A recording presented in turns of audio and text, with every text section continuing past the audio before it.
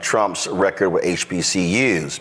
If you listen to them, I mean, they were the absolute savior, the Jesus Christ of blowing wind into the Lazarus, these dead HBCUs.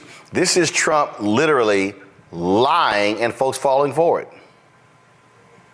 It should be 100% of the black people should vote for Trump, because I did more for black people than any president other than Abraham Lincoln. It's true.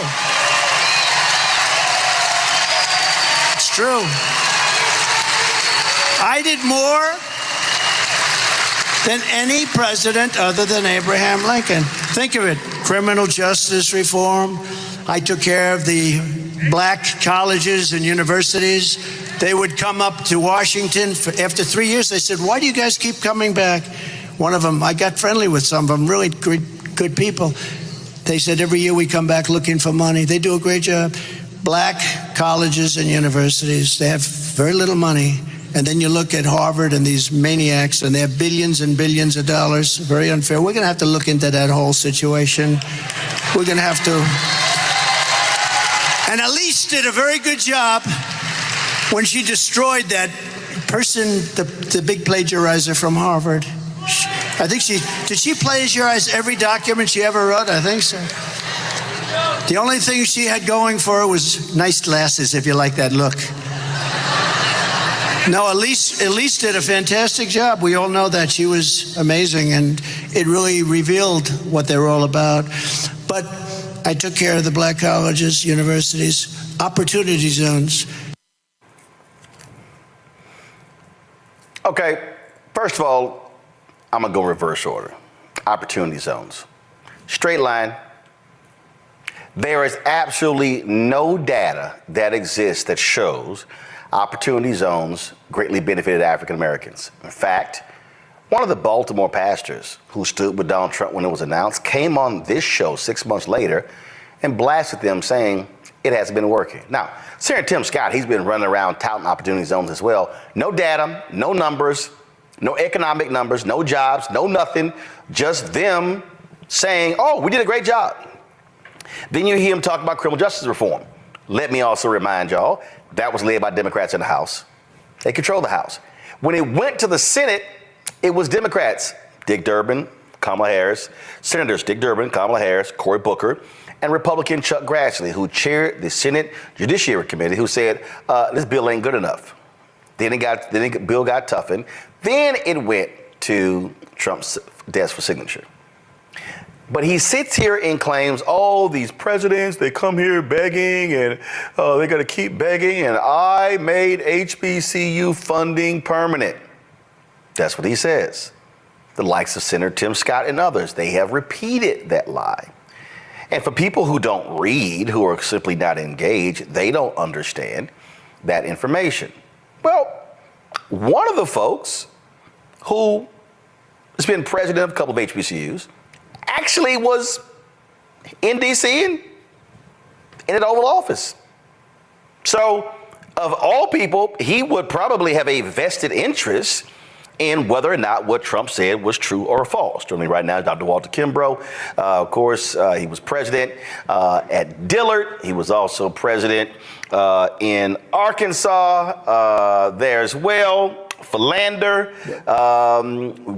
you've done work at Morehouse, did I miss any other HBCUs? Albany State. Albany State. All right, so let's just say you got your HBCU credentials. Yep. All right, now you have been tweeting this stuff, you've been reporting this stuff, and it grates on you every time you hear this man say what he says about HBCUs. Yep. It just, I mean, being an educator, you really want to focus on the truth and people understanding. And because Trump, and I think Greg Carr talked about it last week, his superpower, we got to give him credit. He just lies and there's no retribution and he just says it over and over again. So people feel like that's the right thing. They have no idea. I don't even think he understands how the federal budget works because of the way he talks about how I did X, Y, and Z. And so it's really, you know, an opportunity for us to explain how federal funding for HBCUs works, and who has really done the work to provide funding for HBCU. So that's why I keep pushing back to say, no, this is an opportunity to tell what we need, and then to keep pushing for additional funding, because the power doesn't necessarily reside with the president. It's going to be through Congress, and that's where a lot of the movement has happened. So let's deal with this first. They keep saying, oh, that was this program. And it's like, no, we guaranteed funding. And when people hear that, they think, oh, there are billions of dollars that are now guaranteed for HBCUs because the benevolent benefactor, Daddy Trump, actually made it possible.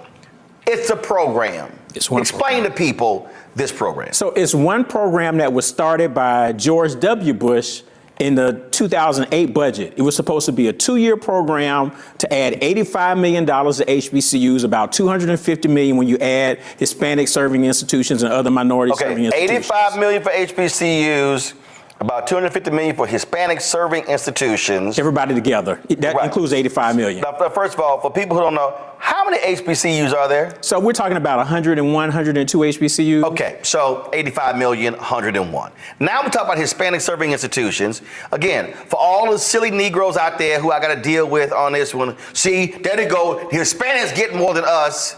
Explain what compromises at HSI, Hispanic Serving Institution. So the only thing you have to do to be a Hispanic serving institution is 25% of your student body is Hispanic. So there are institutions that wake up one morning and say, oh, wow, we're now in HSI. So now they're eligible for that money. So most of these institutions, you could go on a campus and not know it's an HSI because it's still predominantly white. So and there are over 500 institutions that categorize themselves now as HSIs. All right. So, for instance, my alma mater, Texas A&M, is an HSI.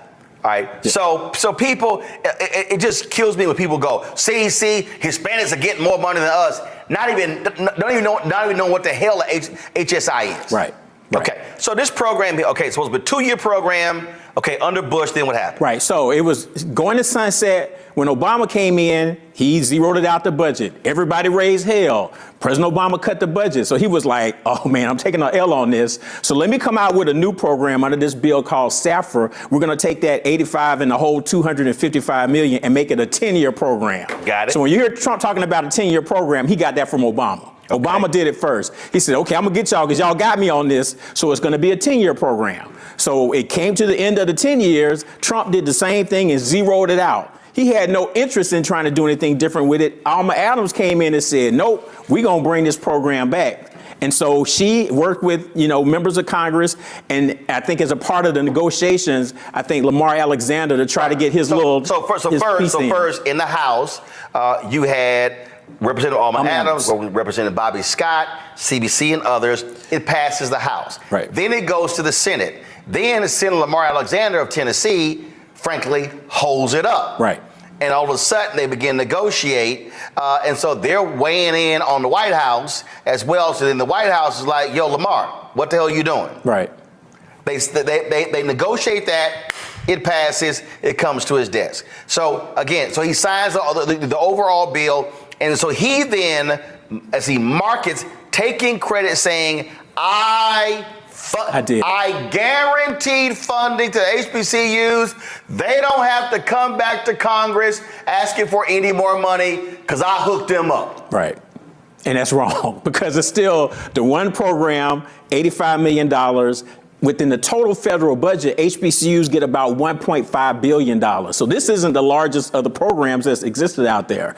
So a lot of people say, well, they got money. And that's dangerous too, because people say, well, they don't need any more money because they've been funded permanently. And that's not the deal. It's just one. So it represents less than 7% of all federal HBCU money, because we get money from Department of Agriculture, from Department of Defense, Department of Interior, National Science Foundation. That's just part of it. Right. So that's why you have to push back to let people know that was only part of it. And so he does. And another thing I tell people, Trump never mentions this funding until after it was signed. I always dare people, find where he made a statement about it to say, we're going to do this. Obama said something about the 10 years before it was passed. Trump never mentioned it. I don't think he knew, honestly. No, he didn't. I don't think he knew. Hell no, he didn't know. Yeah, he didn't know. And so in the end, he was like, oh, This can be one of my 4 black talking points. Low unemployment, like you said, opportunity zones, criminal justice, and HBCUs. Those are his 4 points. And if you listen, he says those 4 every time, no explanation. Right. That's it. And there's never a dollar figure attached. No. Same with Senator Tim Scott. Senator Tim Scott has gone on Fox News. He's gone on CBS numerous times touting, how great, benevolent benefactor Daddy Trump has been to black people in HBCUs. Right. That's part of the problem that and what I try to tell people too, because people will say, well, do HBCUs get more money after Trump becomes president overall in the budget? The answer is yes. There's been more money because the federal budget in his 4 years increased by 70%. He blew the budget out of the water. During Obama's time, his 8 years only increased 14%. So far in Biden's, it's about 7%. So he spent the most money because he wanted to put all the money in the military. Right. And that was a part of the challenge. But the HBCU money didn't grow. And I always tell people, don't just look at the end product because the president presents what's called a skinny budget in February or March. Congress then appropriates the money. Some people say the president proposes, Congress disposes. So I always say, go back and look at what he asked for. And if you look over his 4 years, Trump asked for a negative $117 million for HBCUs. He proposed $117 million worth of cuts in 4 years. That's the number. That's the number. You never want it. They never talk about. They will never talk about. They'll look at the end and say, well, HBCU, their budget went up over $100 million. It did because members of Congress said, nope, we're not paying attention to you. We're going to add more money. In his, I think, one of his statements about what Trump did for HBCUs, they'll say he increased HBCU budget by 14%. That was that first year. He didn't do that. That was Doug Jones and Kamala Harris, because they wrote a letter to their colleagues. They had 12 colleagues sign on and say, y'all gonna spend all this money on defense? We gotta take care of HBCUs. Hold on. Let's not speed of it. So for all them people who say Senator Kamala Harris, she ain't done enough for black people.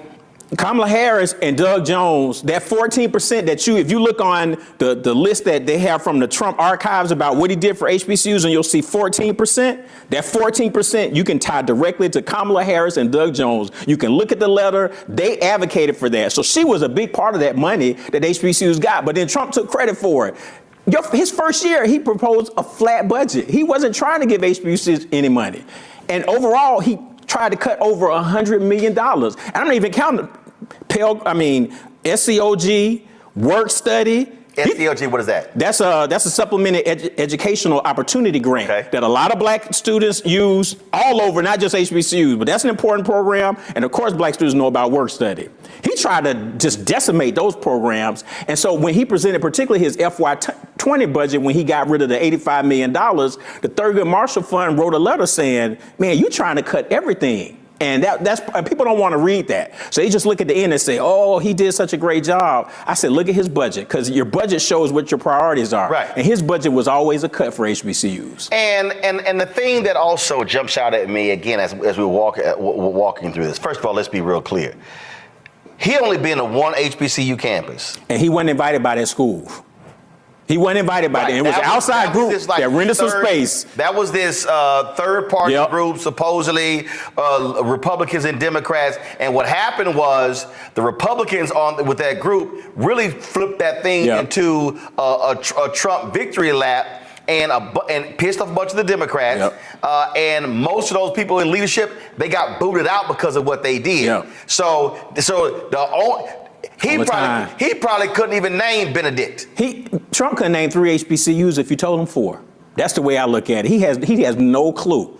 The way we ended up in that Oval Office, that's Omarosa's fault, because she fed into his ego, just like, man, he's gonna because we weren't supposed to see him. It was the day before the State of the Union. He's supposed to be trying to get himself together.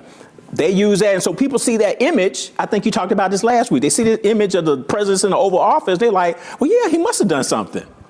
It was all stagecraft. And again, but people who don't understand, look, you got HBCU week. Presidents come here. Right. A lot of those meetings are in the old executive office building, and when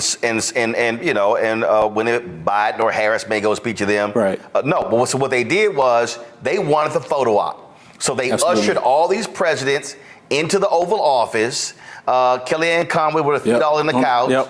And so they take this photo and you got all the president smiling, everybody sitting there happy. And let's just be real clear. You had some happy Negroes in that room. Absolutely. You did.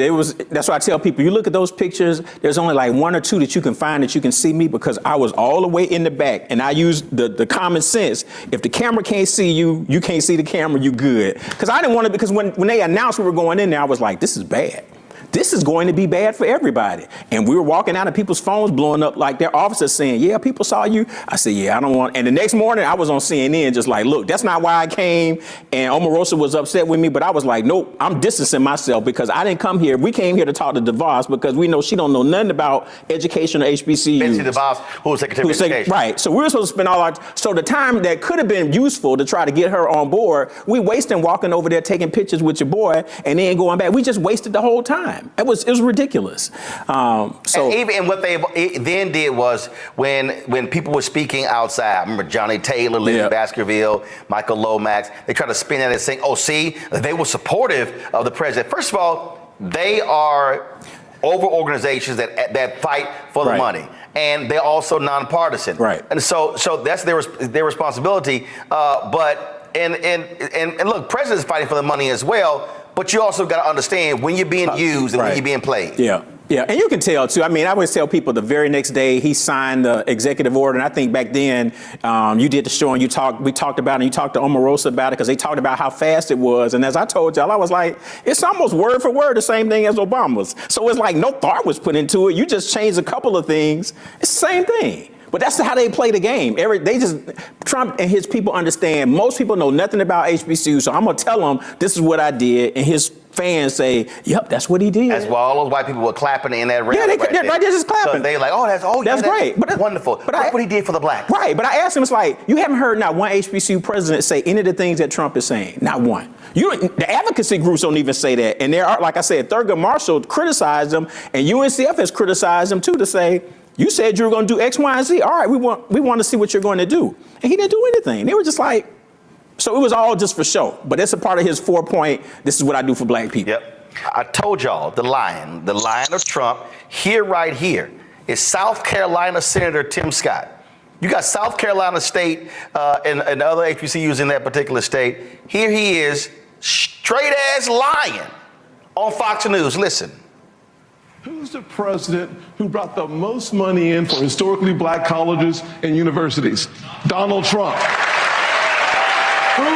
Who's the president who brought what you have there is 9 seconds of him lying to a mostly white audience, and they like, oh boy, that's great. We feel great. That's a black face lying to them. We played you one clip earlier. Here's Donald Trump lying again when he spoke to Turning Point.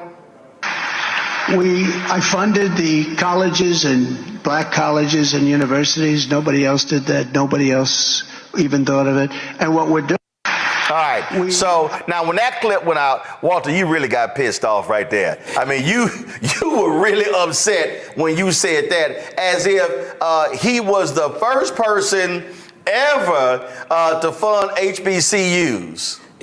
That was just so crazy to me, because HBCUs have received federal funding since 1965. And then the other lie they tell on top. This was the graphic that you actually posted right here, y'all. And you said they've been getting money since 1966. So you got them getting that money. And then the other part of that lie is that, well, he's the first to have a White House initiative. No, Jimmy Carter did that. Jimmy Carter, I got to stand up for Georgia because I'm from Atlanta. Jimmy Carter did it. He had HBCU presidents all there. I think they were in the Rose Garden when he created the whole program. So, but they're clapping. People just like, he said, I'm the first to ever think about funding these schools. I'm like, you got to be kidding me. And that's why people can't think. It's like, okay, so they had money. You say he restored the funding. So obviously somebody thought about funding him before he got there. He just, off the top of his head, just lying. I funded them. I'm the first to do it. Nobody thought about doing it but me. Well, they're just clapping. And again, what you have is, which really ticks me off, you have these TV anchors, even some of the black ones, right, who don't correct them, don't correct any on the record. They just take it as face value because they don't know what the hell is going on. You also posted this tweet right here. You said Trump zero out the $250 million for HBCUs in the fiscal year 20 budget. You lay it out right here. This the budget. Facts. That's all. I just tell people, look at the budget. You can look at the consolidated budget that shows you where he zeroed it out and where Congress came back and put the money back in. It's real easy. You see a lot of zeros by the Hispanic servant, by the Native American, all the people of color, all that got zeroed out. Yeah, go back. Come on, go to the iPad. You see it right there. It's zeros. 2020 president's budget. 0, 0, 0. That column right there, y'all. Right there. This see right here. 2020 president's budget. 0, 0, 0, 0, 0. That's right. 0. It's the budget. Last 0. Strengthening predominantly black institutions. HEA 3A section 318. What do you see right there? A 0. It's the budget. It's there, and here's the deal. Again, you've been president of 2 institutions. If he did it, you would be saying, this is actually what happened. right, exactly. And that's what I tell people. When his team says his administration forgave the loans for Hurricane Katrina, I always say, absolutely. I met with DeVos twice. I was president of Dillard. We got our loan forgiven. Yes, he did that. So I'm always a straight shooter. They did that. I give them credit for that. So all this other stuff that was lying. I'm going to be a straight shooter about it. If he was doing all these great things, I would just tell the truth. But that was the only thing. And they don't ever mention that. I'm like, that's the thing that you actually did. And you don't even talk about it. They don't talk about it. I'm just like, you can say that. And then you shut somebody like me up, be like, yep, he did it. But they don't ever mention the Katrina loans. Never. And that's what he did. He gets credit for that. Wow. Let's go to our panel. Let me first start with, let's start with the Tuskegee graduate.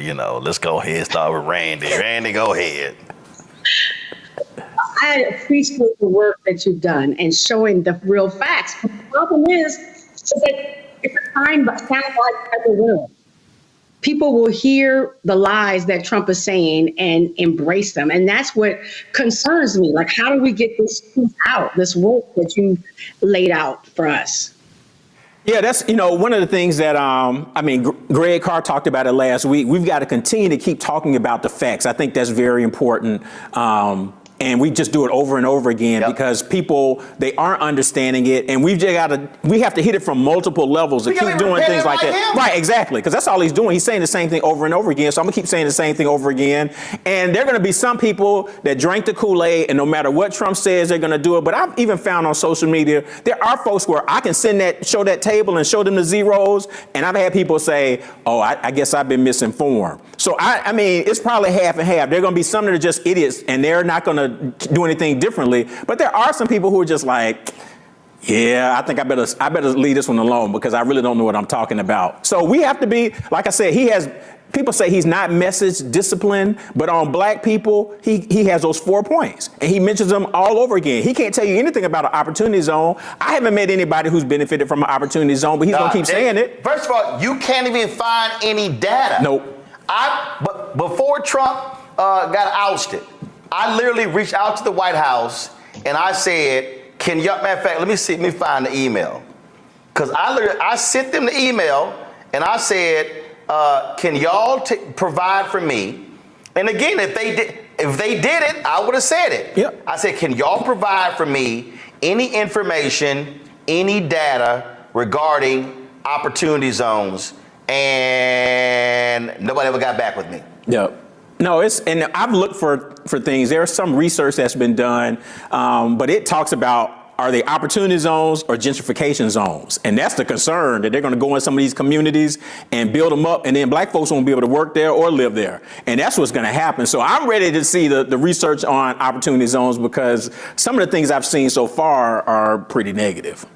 But he just keeps saying it. People just like, oh, and when you watch him on social media, they'll just say opportunity zones, criminal justice reform, funded HBCU. They have no idea what any of that means. And in fact, if you want to understand the lies and how the lies are told, this here is a piece that was done in the Hill newspaper.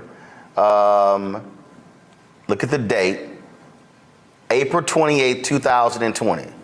While Congress awards Harvard $1 million, Trump moves to bolster historically black colleges. And so he sits there and he's all smiling, signing the executive order. And in this particular piece here, it's talking about exactly, and so this guy's writing all these different things, and what's going on and what they're doing. And what you have here, again, blackface Negro, Richard Johnson, director of the Texas Public Policy Foundation's Booker T. Washington Initiative. Okay, I ain't never heard of him. I don't even know who he is. But again, I want y'all to see this article. So he goes in the article and then talked about the CARES Act, what that included for HBCUs. He graduated in Wiley College. I never forget, blah, blah, blah. Okay. Betsy DeVos, to her credit, I want y'all to understand the lies. He writes, as Newsweek reported, U.S. Education Secretary Betsy DeVos expressed concern that stimulus funds were going to schools with large endowments, and she asked schools that didn't need the money to send it along to schools that did. First of all, ain't no school with a big ass endowment just gonna send the money to some other small school. Stop it. Secretary DeVos gets it, and it is to her credit that she has taken this strong stand on behalf of our HBCUs. They didn't send no damn money to them smaller schools by saying, I know our endowment is $50 billion. Right. We'll go ahead and send y'all this money. And then he goes in here, as mentioned, what drove horrors about faced with President Trump's comments at a press conference, blah, blah, blah, blah. Thus, there is reason for optimism that our valued HBCUs will continue to have the resources they need to support the invaluable national service they provide. There's nothing in this whole article that is a substantive fact, a number or whatever, but the headline is all they wanted. Yep. Trump moves to bolster historically black colleges. This is propaganda. Yep, and it's a straight lie because, like I said, I looked at his budgets for those three largest Department of Education programs. He proposed over $100 million in cuts. Carol, do this here. I want you to find this dude, this Richard Johnson. Book his ass on the show. I want him to come on the show and defend this article 4 years later. That's crazy. Mustafa? Yeah, well, Doc, thank you for all the work that you have done and continue to do. I think it's interesting that we continue to have this conversation about Donald Trump when we know when he was in office, he lied over 30,000 times. So if somebody lies to you 30,000 times in a 4-year period, I'm not sure how you trust them. My question to you is, we have the Biden administration now. I think the last number I saw was about $15 billion in various programs that are supposed to be going to HBCUs. We have this conversation about Donald Trump and the zeroing out of budgets. Could you share for folks sort of a side-by-side with the two different candidates who are probably going to end up being, one of them will be the next president. What does it look like for HBCUs if one gets in or the other? Right, that's a good question. So once again, I'll just look at their budgets. Each of them now would have proposed 4 budgets. They haven't gone through the full congressional process for Biden's FY25 budget. So if I look at those same 3 programs, Department of Education specifically for HBCUs, and I look at what each of them proposed in the budget, okay? So I indicated already, Trump proposed over $100 million in cuts for HBCUs for just those 3 programs. Biden in 4 years has proposed $352 million for HBCUs.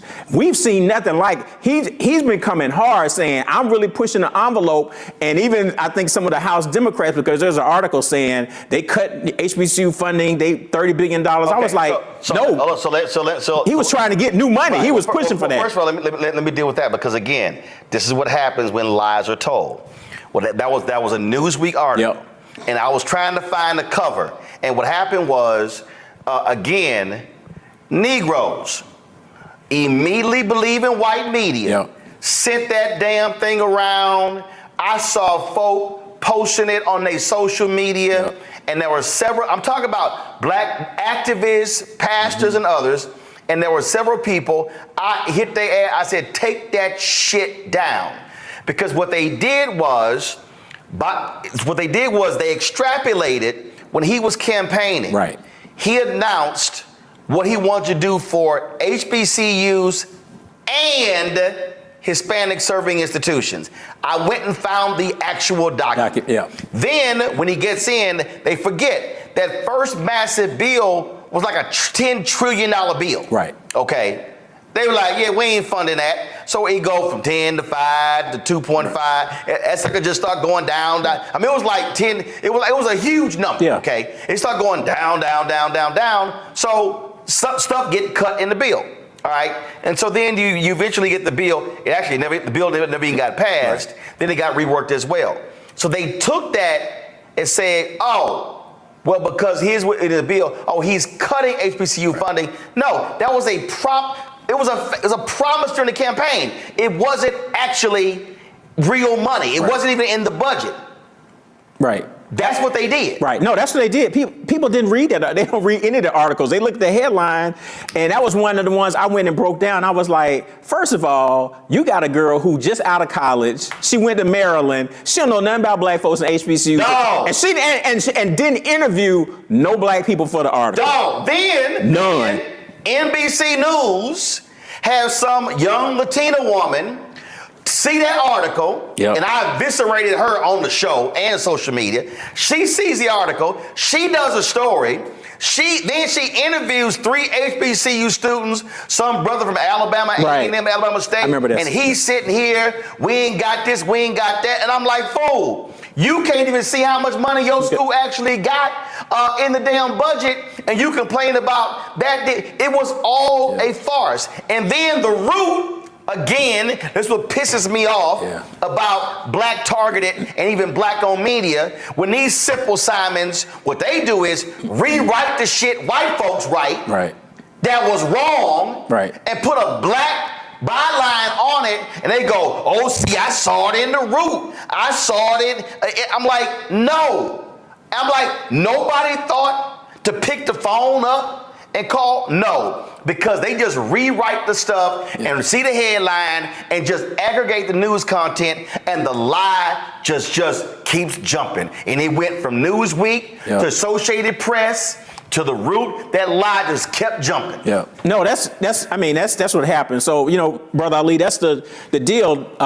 If you put them side by side, Biden has gone hard. He's been pushing Congress. I think people say, well, you didn't keep a promise. He's asked for more money than anybody. And if I started adding it up, he probably asked for more money in his first term than most presidents asked completely in their entirety of their time being president. So he's made the effort. So when they put this out again and again, I ain't got a problem saying it. They were horrible at messaging this. Yeah, absolutely. They dropped it on the Thursday. Then on Friday, the DOJ announced the schedule for marijuana. There were like 3 or 4 posts on the Biden Twitter feed and the Harris Twitter feed about marijuana, and only one on this. And we had a brother who used to work at the White House on talking about, well, I'm sure they got it to all the HBCU blogs. I was like, no, they didn't. And so this is the reality. Go back to it. $16 billion. Yep. And let me be clear. Donald Trump's people cannot show you a document like this that comes near that amount. So when they say he funded, when you have old mushmouth Tim Scott, he funded more than that, it's a straight ass lie. Yeah. No, it's not a comparison. Like his biggest numbers, Trump, would have been from CARES Act, because one of them was done during his term, but then 2 were done under Biden, and they were bigger. So that's going to be his biggest thing. But once again, he tried to cut. I just keep reminding people, look at all of his budgets, and you look at all those zeros, and you'll see that's the real deal. Hold up, but before I go to, and again, the reason we're doing this segment, y'all, is because I want y'all to share this. I want you to spread it around. I want you to post it. And so we're showing you actual documents. So you just heard Walter say the CARES Act won. This is the spreadsheet that was sent to me from Congressman Jim Clyburn that came from the Department of Education. What y'all will see right here, you had forgiveness, CARES Act 1. Now, CARES Act 1 was under Trump, right? So y'all see right here, this column right here is CARES Act 1. Y'all see it. So we scroll on down, scroll on down, scroll on down. You see all the amounts, and then what you see is under CARES Act 1, when you get to the bottom, it was $352.7 million under CARES Act 1. Now, if I slide over here, now I see CARES Act 2. Now I want y'all to see, now again, for everybody at home, y'all, this is the actual spreadsheet. In case y'all think I'm lying, here are the schools. Starting with Alabama A&M, going all the way down to all these schools. Then you got Dillard right there, Walter was there, keep going, all the HBCUs, these are all the schools, y'all. You see, there's right there, there's Randall's, Tuskegee, there's Texas Southern University, go all the way down, and the bottom, Xavier, you see, Source, Department of Education. Now let me go back on up here for the folk out there who can't keep up, okay? Right here, CARES Act 1, side by side, CARES Act 2. So, CARES Act 1, Walter, was Trump. CARES Act 2 was Biden. Right. Right? Yep. I want y'all to see the numbers right here. Based upon right now, y'all, for every school under the CARES Act, this is a side-by-side comparison. Left, CARES Act 1, Trump. CARES Act 2, Biden-Harris. Trump, Pence, Biden-Harris. So far, I don't see a single category where HBCUs got more money, these specific HBCUs got more money under Trump than they did under Biden. And y'all, this is a side by side.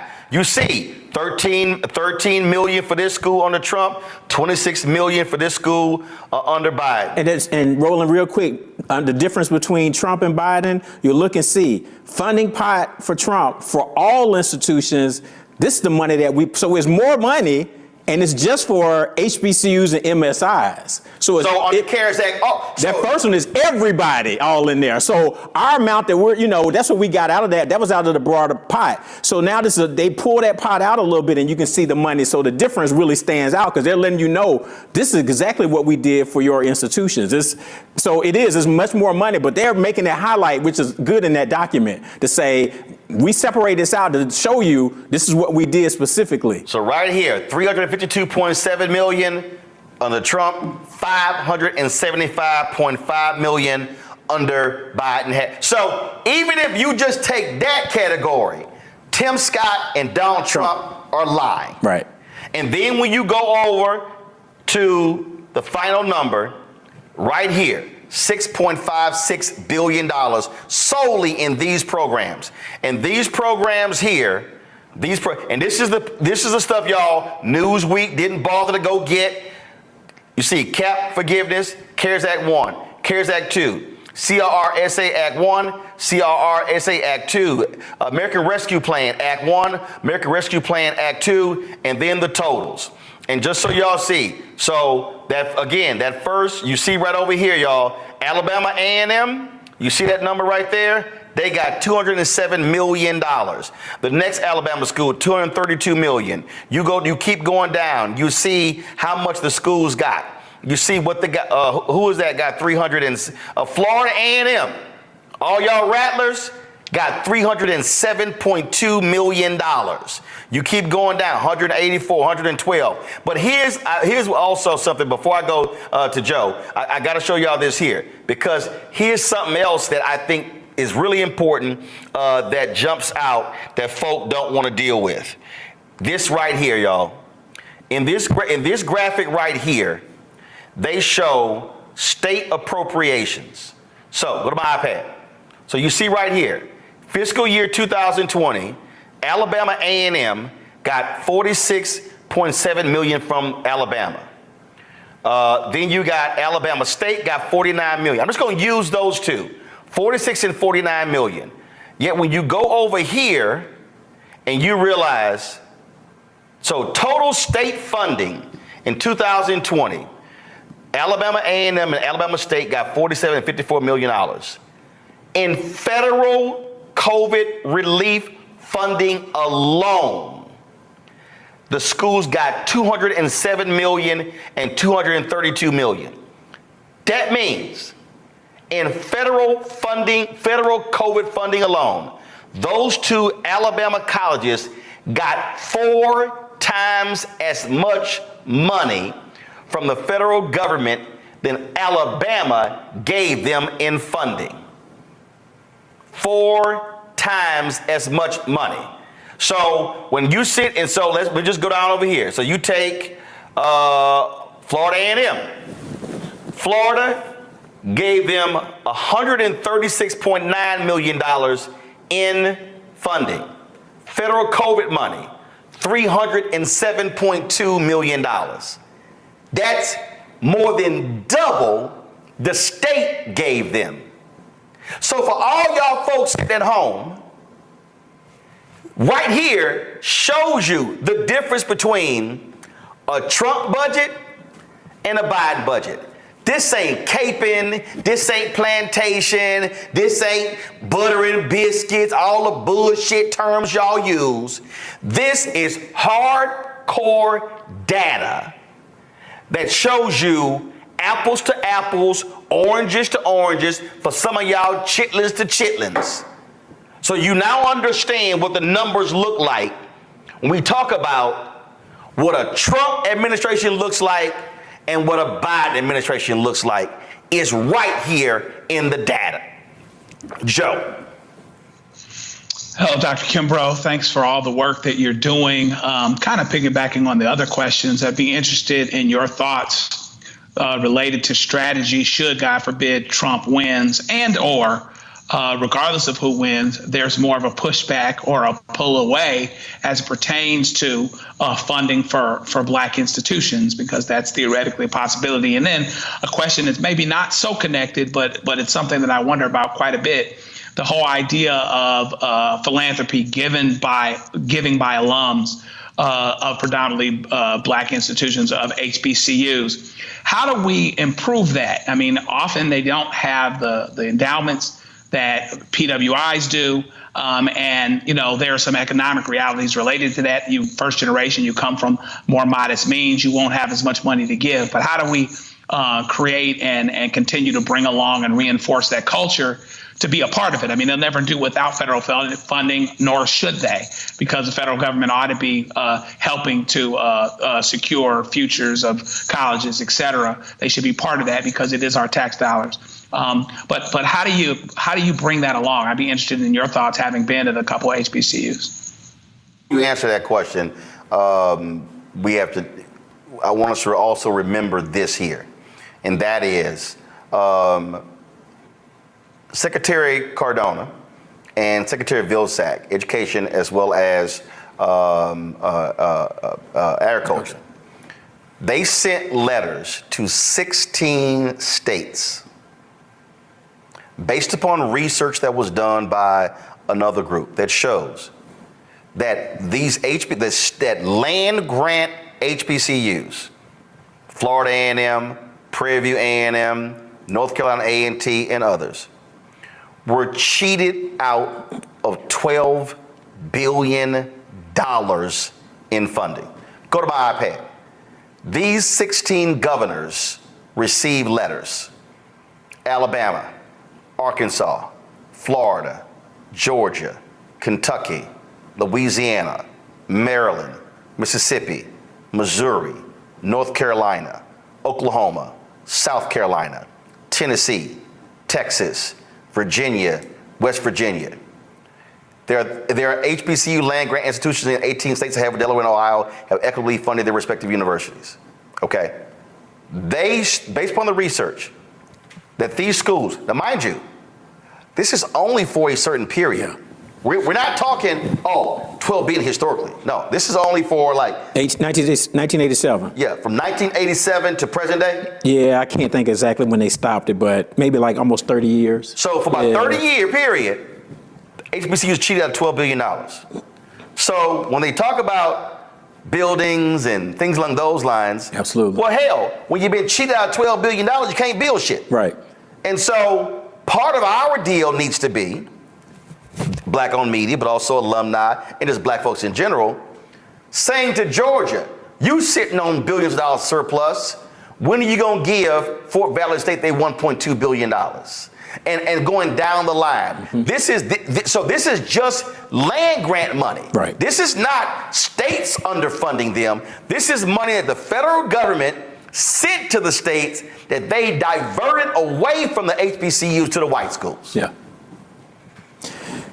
Yeah, and I think part of the credit they should get, even as this administration, is to just put it out there. They saw it and said, look, y'all need to be held accountable. Now, of course, most of these Southern governors are pushing back. Well, we can do, but I give them some credit for even making this a part of our consciousness to say, we need to keep pushing for this. So I think that's important. Joe, to your points real quick, historically, HBCUs have done well despite who was in the White House. I don't probably agree with Rand Paul a lot, but I do agree with him when he said, when Democrats are in control, Republicans are conservatives. But when Republicans are in control, there are no conservatives. So that's why, Trump tried to cut the budget, but HBCUs ended up getting over $100 million more when he was president, because everybody realized this dude just gonna spend, so we about to get some for our school. So we just take advantage of it. So there has always been good bipartisan support. Probably HBCUs get more bipartisan support than most things do. So I'm not as concerned about that. If they do some things with Department of Ed, that can make things tricky, because I'm more concerned about what they do with, work study and grant programs. So that would be detrimental. So I have a concern about that. And again, hold on, sit right there. But people don't understand the reason that's detrimental, because when you talk about most of your HBCUs, they are surviving on the students' financial aid. Yep. So when we talk about HBCU funding, research dollars and grants, that's one thing. When we talk about cuts to Pell Grants, that's a cut to HBCUs. Yep. When you talk about cuts to other loan programs, that's a cut to HBCUs. Right. And so when we talk about the impact on cuts, education cuts, they hurt HBCUs disproportionately, because you've got some schools, 90+% of the entire school's operating budget is solely based upon student tuition. That's why when the Obama administration totally screwed up with the Parent Plus loan, when they announced it, that was devastating to HBCUs, because that dropped in like August, and you saw 25, 30, 40% of students not showing up, and that was massive holes in budgets. Yeah, no, people struggle with that. They rolled it out in a bad way. So I found out, Norman Francis called me. He was like, are you looking at your enrollment? That's how I found out, because he called me. So that was part of the challenge. But you're right. And once again, I tell people, go look at the budgets. Go look at, Trump did work with the institutions to bring back year-round Pell Grant. Go back and look and see what he proposed for Pell Grants. We don't talk about that. And HBCUs are 2/3 Pell Grants for all HBCU students. Nationally, all college students about 35% Pell Grants. So we're double. So if House Republicans are out here talking about we need to slash Pell Grants, that means they are actually trying to gut HBCUs. Yep, that's us. So we have to protect that. So so far Congress has done a good job. Even when Trump was president, tried to cut it, they were able to support it. John, your other point in terms of giving, the Pew Research data says that still African Americans are the most generous people in the United States. And I think sometimes people lament to say, well, why is the percentage of HBCU giving so low? And I think about it differently, because a lot of, black folks who they're active, with their institution, they're very active in church too. So they give in the church first. I'm a preacher's kid. Right. So that's part of it. So it's not that they aren't giving. So I think we have to continue to get them to try to figure out, how do we support both? Mark Morial talks about a civic tithe, where you tithe to church and you tithe to community organizations. So that's part of it. And then we got to get more of our churches to do some things like Alfred Street does in Virginia, where, they do big HBCU weekend. They do a college fair. They have a HBCU president come speak. They give them, I spoke during COVID, $50,000 for Dillard that was unrestricted. We need everybody doing those kinds of things because black folks are giving, and it might not just be directly to the institution. Some of that is going to churches. So we've got to partner a little bit better. And I know UNCF was trying to do a big faith-based initiative to try to do some of that. So, but we still can do a better job in terms of improving those rates. When I was at Dillard, our alumni giving rate was only 4%, but right before COVID, we got to 23%. So there is some margins that we can move that to, but we've got to have other partnerships. But also, I want us to also recognize that when we are fighting, when you're fighting on behalf of the Fearless Fund, when you're fighting with the stuff that Randy is doing in terms of battling these companies with DEI, black giving is directly impacted by black earning. And when you have a black college graduate who's earning on average less than a white high school graduate, then black people having more student loan debt than anybody else, all of those things has an impact on black giving. The fact of the matter is this here: if black people are able to make more money, then we are able to give. And this is where, right here, where I talk about Project 2025. For anybody who's black understanding, they want to go after, in a huge way, federal bureaucracy. Black people over-index in government jobs. That's where you see more black people making high 5- and 6-figure salaries. So when they start yelling government cuts, that means government jobs. That means disproportionately black people. So that means it's gonna be less giving. So we have to understand, and I'm all, look, of all the HBCUs, I've been to 58 of them. And I've done 19 commencements, I think I did 19 commencements, 19 or 20. And I'm always talking about how we have to give. And my point is this here: if it's going from 4 to 23%, I'm saying I don't care if you can only send $5. Send it. Send it, There's no excuse. So a HBCU should have 100% giving, because even if you just send in $1, you sending $1 is better than you sending nothing.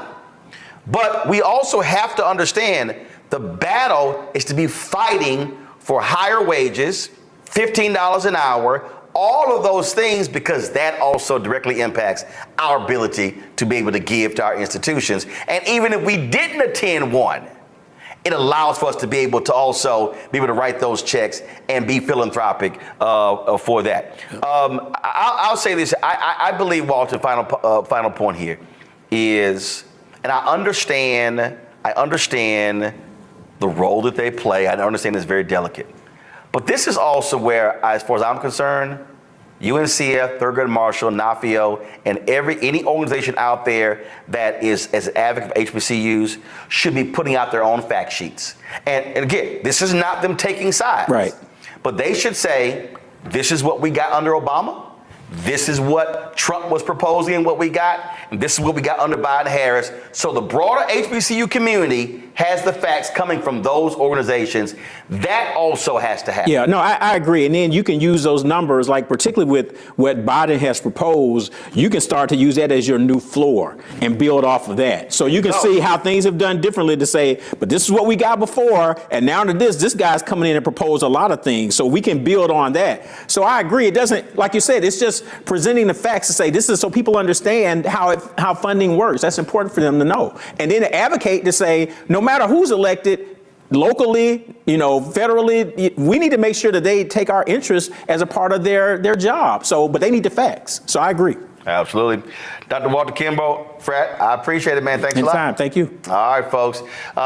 Listen, we are out of time. I was going to, of course, show you the video from Warwick Dunn's golf tournament. I will do that tomorrow. I also deal with Caitlin Clark tomorrow as well. So, but I just thought this subject was really critically important.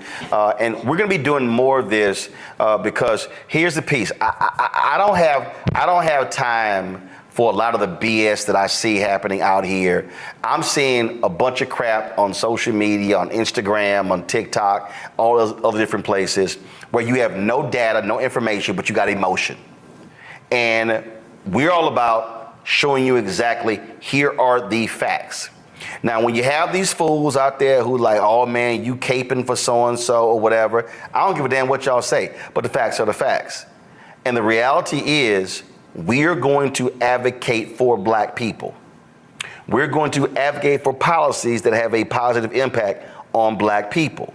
Now, if most of those policies are lining up with Biden-Harris, so be it. The Republicans have all the opportunity in the world to do right. Trump, all his little chat, show me his HBCU proposal. Doesn't exist. Don't bring that little BS platinum plan he put out there, which was atrocious, like his damn tennis shoes. Okay? But we have got to be operating in facts, and we have got to be understanding who is doing what, because then you begin to vote accordingly. I don't agree with anybody on everything. I've been kicking Biden-Harris administration on several issues, but I will say this here, and I say thing for Republicans. If you are doing right, we gonna say it. But if you start lying about what you're doing, we gonna cut you as well. Just so you know how we roll. Yeah, somebody's killing more people, and it's going on. Yeah. When COVID happened, poor people were dying at a rate already of 800 people a day. Before COVID, if you went to a funeral every single day, it would take you 600 years to attend all the funerals of the people who will die from the ravages of policy violence, poverty, and low wages in America in just 1 year. It would take you 2 years and 19 days to go to all of the funerals of the people that will die today, and oftentimes silence. Nobody talks about this political genocide, but we are determined today to remember their death and be a resurrection of voting power and voice power like never before. Economic justice and saving this democracy are deeply connected. We, as a nation, must listen to the demands of the poor, who are pushing and will continue to push political candidates and elected leaders to lift from the bottom so that everybody can rise. Take back the money, take back the money, take back the money, take back the money. We are the poor, the marginalized, and the underpaid. And we are taking one step forward to say that everybody has a right to live. Poverty is not the fault of those who are impoverished. It is caused by those who make the policy. There are over 135 million poor and low-wage, low-income people in this nation. The biggest block of potential voters by far is low-income, low-wage voters. I can't afford medicine. Sometimes I have to skip because of the cost. The farm worker community is tired of the violence imposed upon us by greed, exclusion, and denial of basic human rights. Those folk that represented by that casket, poor and low-wage workers who are the most moral people in this country because they go to work every day believing, even though going to work is hazardous to their health. I'm tired of working 70 to 80 hours a week and still not have money for the necessity of bills. I'm tired of getting sick and not being able to go see the doctor. Having to make a choice to pay between rent or the light bill or food or clothes. You cannot claim to care about families and a culture of life and then do everything in your power to rob people of equal access to resources and to force them to live in poverty. Leadership of both parties had waged war on poor people and low-wage workers. And this government has treated people experiencing poverty, including their military families, with disdainful, deliberate, malicious neglect. So the truth is that my son died from poverty. We refuse to accept poverty as the fourth leading cause of death. The fourth leading cause of death in this, the richest country in the world. We march today for our children and the generations to come. And we need to do it with the loudest voices possible, the biggest actions possible. We will voice our demands and register our vote. When we stand up and when we stand together, things change. There is the electorate that is, and then there is the electorate that should be. 34 million eligible poor and low-income voters did not vote in 2016. If just 20% of those voters in swing states were mobilized around an agenda, they could change the political outcome of every election. So we're launching the most massive voter mobilization and turnout campaign in history of poor and low-wage voters, allies, and religious leaders. People are dying, but we know it doesn't have to be this way.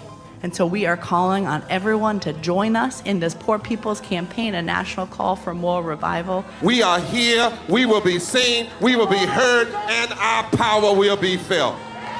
We don't need to be an insurrection. We are a resurrection that will be felt across this country. Are you ready? Ready? Ready? Ready? We are a resurrection, and we are ready.